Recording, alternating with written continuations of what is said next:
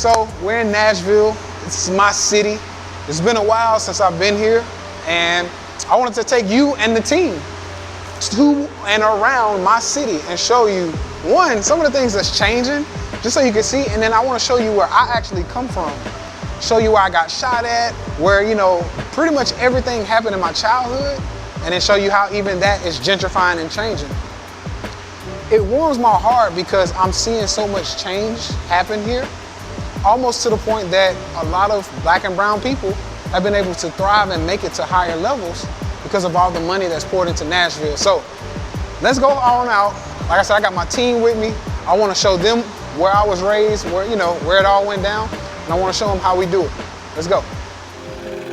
I got Hitman on the beat. School out. Secure the bag with 1017 Scoochie. Scoochie. Yeah, Puerto Rico, East Atlanta. Yeah. Well, Miami. Go. My money machine go beep, I love the sound that it make. Plus all these racks I'm count, I think that my machine about to break. Secure the bag, yeah, that's the brand, and we get to the bag. These private flights, Miami nice, these Gucci bags full of cash. So when they sweat from Puerto Rico, we go hard for the cheese. It's all legit, we making grip, they think I'm still selling keys. I just Cartier my eyes, cost 5 G's just to see.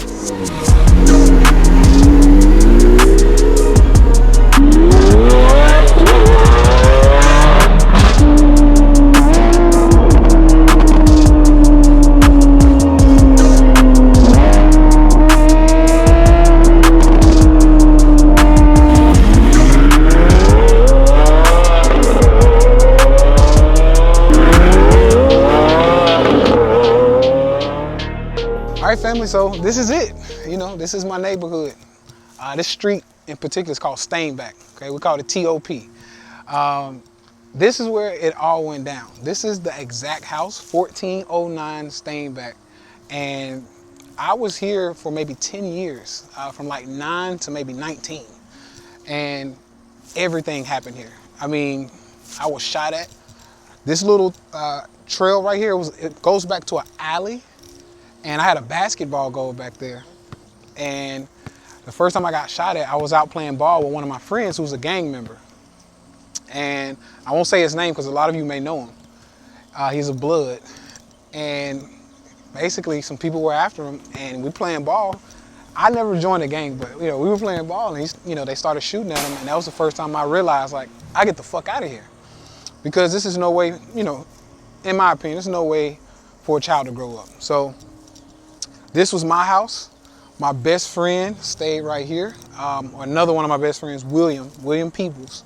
That's my guy, he stayed here. I was lucky to make it out. The reason why I say that is because my first friend that I was talking about who's a gang member, he's paralyzed now. He's been locked up in and out of jail probably for the last 20 years. My best friend here, growing up, I think he's still serving like a double life sentence. Double life sentence. So I was one of the only ones who made it out of this neighborhood. One of my first girlfriends lived over there. I mean, it's just crazy just to see this place. It just brings back a lot of memories. Now here's what really makes me grateful, and honestly, I'm kind of speechless about it. Because this house right here, when my mom first bought it, the house was maybe $50,000. $50,000 is what my mom paid for this house, right? And she didn't pay cash for it. We didn't have it like that. My mom, single mother, raised 2 boys, and this is what she wanted because it had a fence around it. So the fence is how she protected us from the hood, because this was the hood, right? There's a set of projects right down the road. They would come up here and play with us. And the way my mom would keep us kind of isolated is to keep us in the fence. That was the thing, right? So I'm thankful for that, because if I was out mingling in the streets as a young child, I'd probably be in the same situation as my best friend was, or who knows, right? But I'm just blown away because it's a little flex moment, but also just a grateful moment. My mom paid $50K for this place. And this right here, this watch is $70,000, right? Someone who grew up in a $50,000 house now wearing a $70,000 watch, right? This is almost 100K.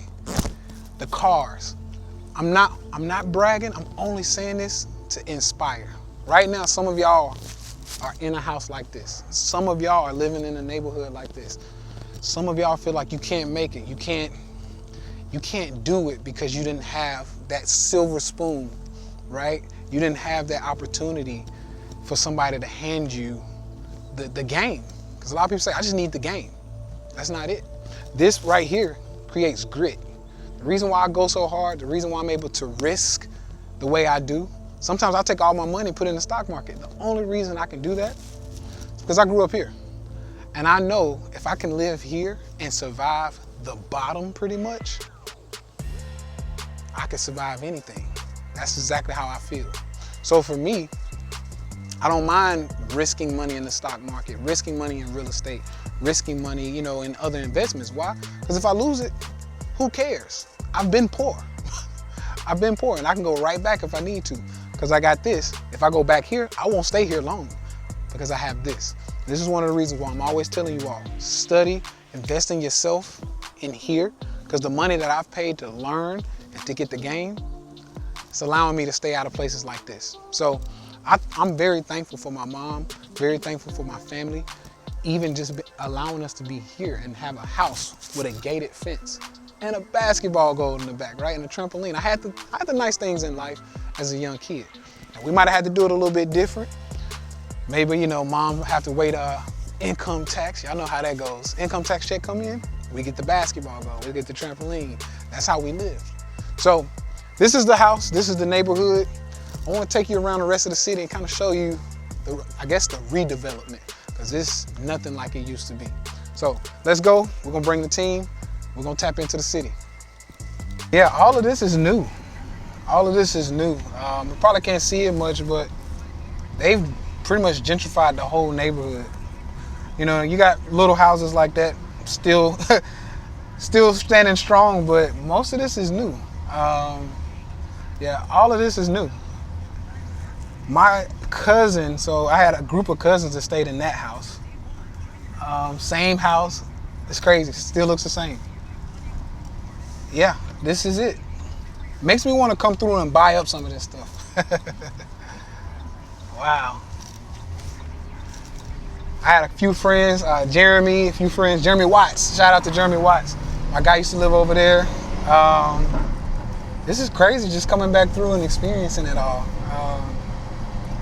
The second girlfriend that I had, my first girlfriend, it was a little puppy love. But my second girlfriend was like the first real girlfriend. She lived right back over here. Asia was her name. Asia lived down here. Wow. One of my boys, Dewan, stayed here. This is crazy. Now, I'm gonna get a little dark on y'all for a minute because I got some real terrifying stories.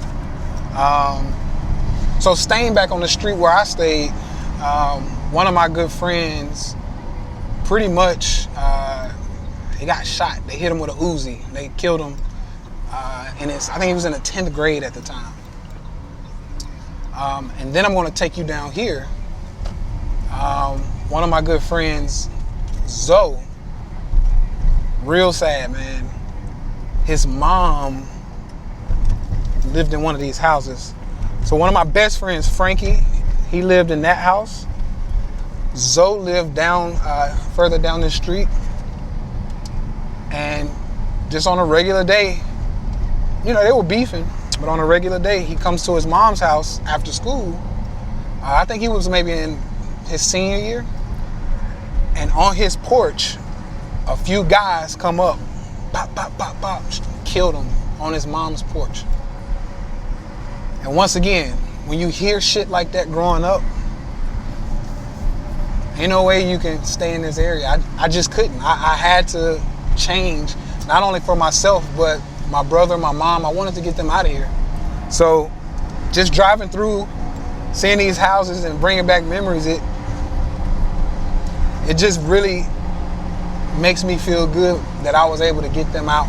You know, even my mom, before she passed, I wasn't totally rich yet, but I still was able to push her into a different area that was a little bit safer, because this right here, this was crazy. Now it's a little different, you know. If she was still alive, I wouldn't mind her moving back, you know, because it's gentrified now. But yeah, this is North 2nd. This is Cleveland Street. There's a Boys and Girls Club right up here that basically that's where I got my start, you know. For those of y'all who know me, know how I get down on that court. I used to take over the hood. That was one of the places, right? So we got together and we would play other places. And basically, we kind of terrorized Nashville. But no, it was just good to just have an outlet, you know, being able to play ball and being out of the streets, you know, because a lot of my guys who didn't play ball, they were in the streets. They were, you know, drug dealers, gang banging, all of that other good stuff. So, yeah, man, it's amazing to see this, you know. A lot of it's still deserted. You know, this is Dickinson Road. We call it Dick Road. The reason why we call this Dick Road is because this was the area where like all of the prostitutes hung out. So literally like there were like a line of prostitutes on both sides of the street. This was where they hung out. So my mom would definitely not let us come up here. So yeah, this is Salvation Army Boys and Girls Club. This is where it was. This is where it started. This is why I played ball. This is why probably the best thing that I could have done was come here because it kept me out of the streets. Definitely looking to give back to, you know, Boys and Girls Clubs, you know, Big Brother, Big Sister. Like those organizations help me. I can't even lie. The Angel Tree, every year I make sure we do some Angel Tree work because that was another thing, you know. I couldn't have a lot of stuff for Christmas, so Angel Tree was a big savior. So yeah, man, this is it. This is it. Once we got, you know, a decent, I guess you could say, living wage, my mom started like increasing her wage. I was able to come from playing ball here. She was able to get us a YMCA membership. Luckily, they did the YMCA membership on a sliding scale, so they based it on your income. So she paid like $20 a month for both of us, my brother and I, to go to the YMCA and, you know, do all the good stuff. So this held it down until we can get into the YMCA. This kept us out of the streets. So honestly, I couldn't tell you where I'd be if I wasn't able to come to a place like this where, you know, I could play basketball, football, you know, they had pool tables and stuff, you know, just somewhere you can be to get out of the streets. And that led to stuff like this. So I'm super grateful for that. So anybody who's watching Salvation Army, Boys and Girls Club, all that good stuff, I am a product of what you've put together. So I appreciate you for that. So we're gonna go hang out some more, check out the rest of the city. Let's get it. So yeah, this is the Jefferson Street Bridge. So this bridge right here connects to like one of the most, probably the best thing black people have in this city, right? Jefferson Street is kind of like a historically black, rich culture. When I say rich, I'm not talking about money per se. I'm speaking about the culture, right? Jazz musicians, all kind of people have been up and down Jefferson. Guarantee you that. Now, of course, as you see, they're gentrifying this thing too. You know, those were not here. When we first started this whole thing, when Jefferson was like the Jefferson, none of this here. The Bicentennial Mall, none of it was here. None of it. So they are definitely coming through and, you know, revitalizing it. It looks good, don't get me wrong. I actually like it, it looks good. I just wish, you know, some of us could have got some, you know, a piece of it. But, you know, nonetheless, yeah, all of this stuff, you know, it makes Jefferson look a lot better. So it's coming along, but I want to see if we can get in here. So, or more of us, because I do have a few friends who, they bought some stuff through here. Shout out to DJ. I know DJ has some properties here. But as you see, it's still pretty janky. Yeah. Streets aren't as smooth as where we come from. you know, there's some, you know, little stuff like this Captain D's has been here since forever.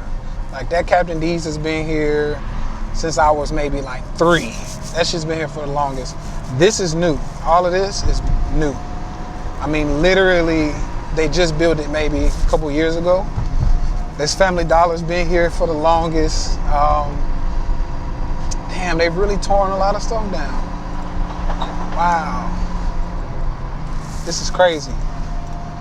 So over here is Mary's Barbecue. It used to be. Let's see, is it still over there? Yeah, over there is Mary's Barbecue.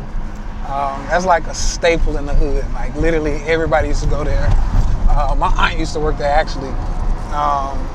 This is Bishop Walker's bridge, basically. Shout out to Bishop Walker. He's, you know, I consider him a friend. Bishop Walker's cool. But yeah, this right here is very historically black. You know, NAACP's up here. Fisk is right down the road. Like literally you make a left, Fisk is right down the road. A lot of these, you know, dentist office, lawyer offices, these were black people who own these things. Even this tattoo shop, black owned. There's some other stuff in there, black owned. Let's see, so it used to be, so that's a barbershop now, but these places used to be like lawyers' offices. Those are black lawyers. So yeah, now we're starting to get into like the Fisk campus. So you got Fisk and pretty much all of this campus all the way back down. You also have Meharry. So Meharry is like a black, it's where like black doctors go. You want to be a doctor, you're black, you might want to go to Meharry, right? So yeah, there's it, Fisk University. So I want to say one of my good friends, DJ, he actually owns this up here. So there is some black money here. We're still keeping up with, you know, some of it. So that's the good news. But yeah, it's money coming through here. It's money coming through here. And this is why I want to show you all this stuff as well. Because where I come from, most people don't think that when money starts pouring into the neighborhood that we can get in the middle of it. But we can. We can. You can take part in this. Of course, you gotta get you gotta get yourself together and be ready for it. But this is why I'm always telling y'all, we gotta stay down. Look, Citizens Bank. Very, very, at one point in time, very, very prestigious, like black bank. We gotta stay down and save and, you know, make sure we have some money so that when opportunities like this come, when gentrification comes, we can buy this stuff, right? We can start getting in on it at least. So that's really what, you know, that means a lot to me. It means a lot to me. So I definitely want to showcase what I've personally seen and what I'm now seeing and being able to be a part of. So all of this stuff, so we're still on Jefferson and all of this stuff still black, right? So Wing Spot, that used to be a really dope wing spot. It's gone now. Family Dollar, it's been there forever. All of this stuff was black, man. But look, it's boarded up. It looks like shit. It's not being revitalized. None of this stuff is. The Weave Spot, we're not putting money back into it. And I don't know whose fault it is. I can't say it's our fault or who, you know, systematic racism, whatever. But what I can say is it doesn't look good, and when stuff doesn't look good, people don't want to come and support. So this is very important for us to do, is make sure, you know, we come in and pour money back in.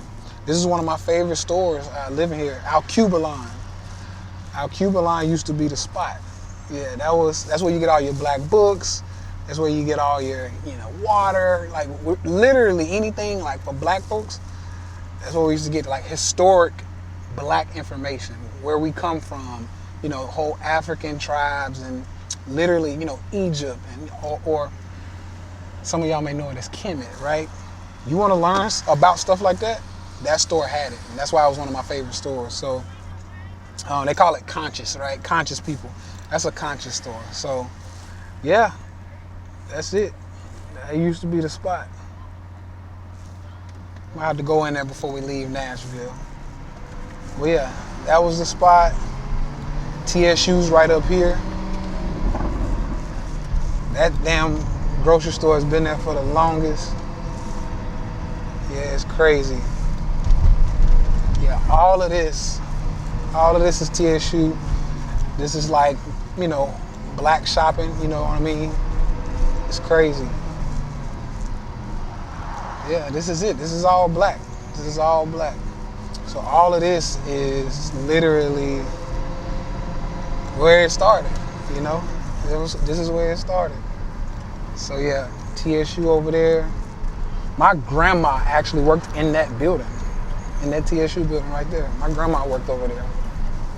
It's crazy.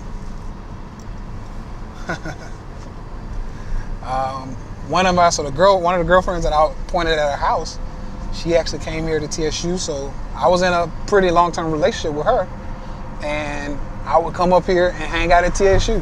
So even though I didn't go to college, like I was still getting to experience like some of the culture of like black college and, you know, HBCU. So it was pretty cool just to be able to do that and experience it, you know. She played volleyball, so I was up here a lot, you know, up here at the, this is one of my favorite buildings right here because I always loved the airplane or the jet. So yeah, this is it, man. This is it.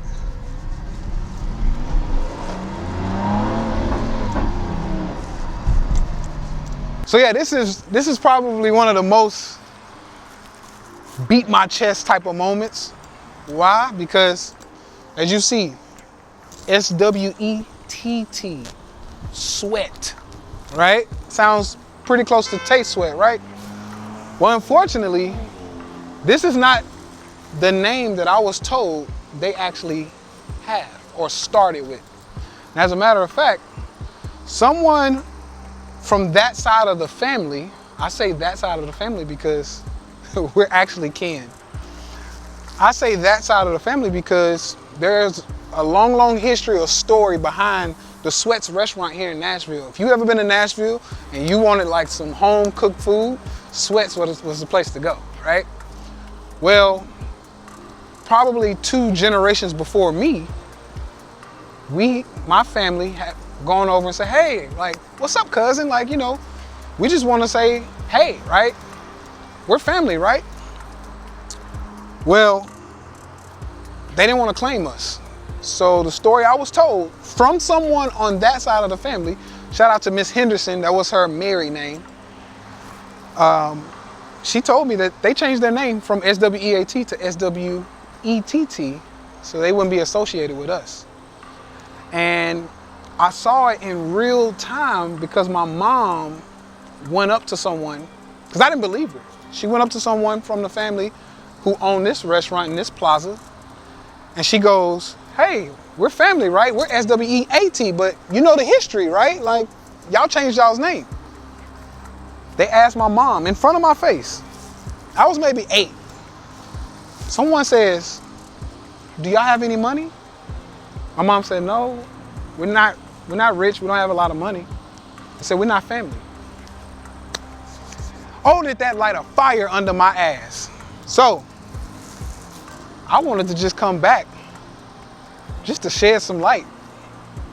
Not to say, oh, we're family now because I got money, but pretty much just to talk my shit. Pretty much to say, I could sell these 2 cars and buy all this shit probably, to be honest. But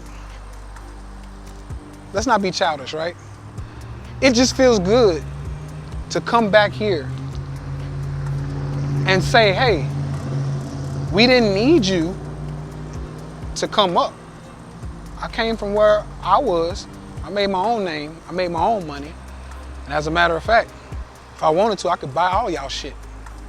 So there's no bad blood, but that story definitely set a fire under my ass and made me want to actually be something for myself and for my mom, because I saw my mom get publicly humiliated in front of a lot of people because she didn't have money. In front of family at that. This was by family. So I'm sure there's a couple of you who might be watching now. You probably want to claim me now. 8-figure earner, 8-figure a year earner, excuse me. But I don't really want to be a part of the family. So my side of the family, the broke side of the sweats, we're gonna do our thing. We're gonna keep moving around. We're gonna keep taking shit over. Trust me, you're gonna hear from me in Nashville real soon, because we about to buy a lot of this shit. Let's keep tapping into the city. So yeah, family, that's Nashville for you. I won't have this here too long. As a matter of fact, we're shipping this shit out now. But let's go upstairs. We got some good fun, got some good time. We'll hang out with the team. Let's have some fun.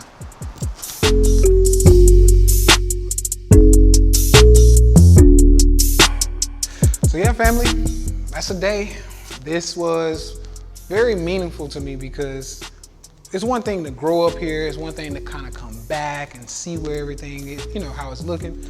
But to be able to bring the team back with me, share it with you all, show you what all I had to go through, family, you know, landmarks, all of that good stuff, right? It feels good to be able to come back and do that. So we're getting ready to hang out in here. You know, this one of my favorite parts of the place. Love it here. And we're just gonna hang out, have some fun, the team and I. We're gonna probably get some food, vegan food, whole team, we vegan, right? So we're gonna have some good fun, good time, and we're just gonna do it how we normally do it. A lot of y'all have always wondered, is he actually doing what he say he's doing? One of the things I tell people when I move around, I can fake the Lambo, I can fake the Rolls Royce, I can fake all of that stuff with rentals, right? But one thing I can't fake is my team. People are not gonna be here for free, right? So I take care of my team and I make sure that wherever we go, whatever we do, we have fun, we enjoy it, and I wanna make this environment a loving family. So we're about to have some fun. With that being said, tap in, comment, like, subscribe, do all that good stuff. And until next time, secure the bag.